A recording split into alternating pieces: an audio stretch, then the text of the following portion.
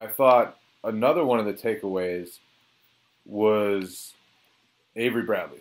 Yeah. And he 7 of 8 from threes. And it wasn't just that. He's taking different shots. The last few years I've always thought like Avery Bradley is the type of guy I wish was with a better team. Because they were running dribble handoffs with him, they were trying to feed him, and he's not that type of player where you can like run offense through him and things like that.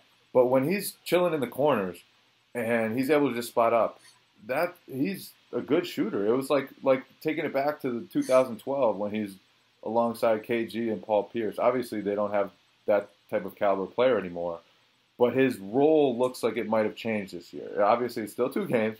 Everything we say today, it's just a blanket caveat. We all understand exactly what the situation is.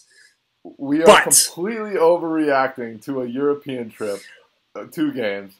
But that being said, if he does change and his role is more similar to the one he played in 2012, I think that helps a lot. And I think David Lee is part of that too, because he's more of a playmaker, I think, than even Marcus Smart and Avery Bradley, the 2 guards in that unit.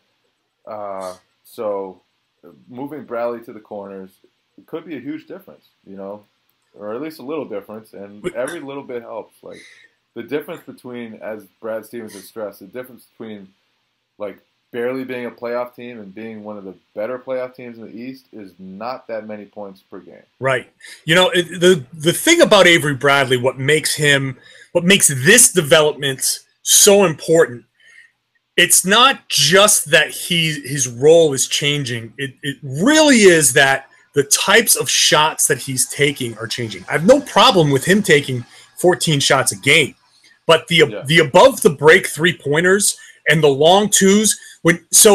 Avery Bradley's habit was above the break, get run off of the 3, and all he did was take 1 dribble in and take that shot, and that just ends up being the long 2, the classic Avery Bradley long 2.